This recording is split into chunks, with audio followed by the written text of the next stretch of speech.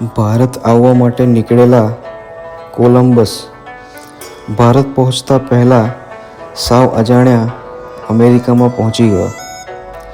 Columbus જ્યારે અમેરિકાથી Spain પરત ફર્યો ત્યારે એની આ શોધ બદલ ત્યાંના રાજાએ મોટો સત્કાર સમારંભ રાખ્યો હતો. કોલંબસે કરેલા આ વિશિષ્ટ કાર્યથી એની નજીકના જ કેટલા લોકોને ઈર્ષા આવી રહી હતી. એમાં પણ રાજા તરફથી સત્કાર સમારંભના સમાચાર મળતા તેઓને વધુ બળતરા થઈ.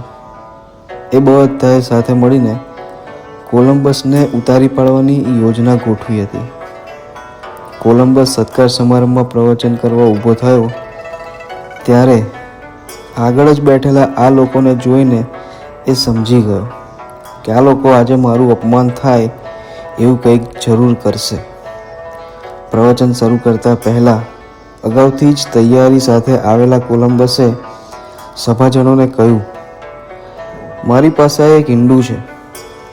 જે કોઈ બુદ્ધિશાળી હોય એ પોતાની બુદ્ધિનો ઉપયોગ કરીને કોઈ પણ ટેકા વગર આ ઈંડાને ટેબલ ઉપર ઊભું રાખી દે.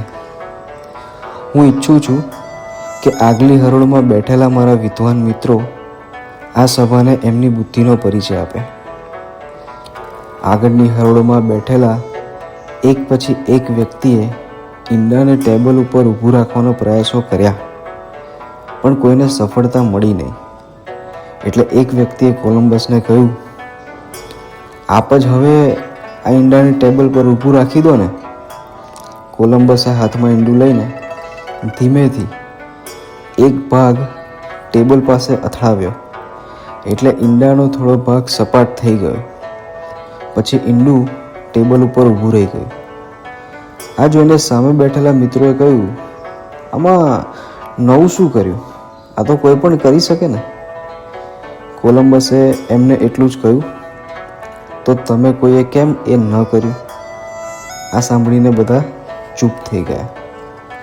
મિત્રો, જ્યારે કોઈ નવું કાર્ય કરે ત્યારે એની પ્રશંસા કરવાને બદલે ઘણા લોકો એની ટીકા કરે છે અને કહે છે કે આ તો બધા કરી શકે. પરંતુ આવા લોકો અને કોલંબસ જેવા લોકો વચ્ચે ફર્ક માત્ર એટલો જ છે કે આ લોકો માત્ર વાતો કરે છે, જ્યારે કોલંબસ જેવા કરીને બતાવે છે.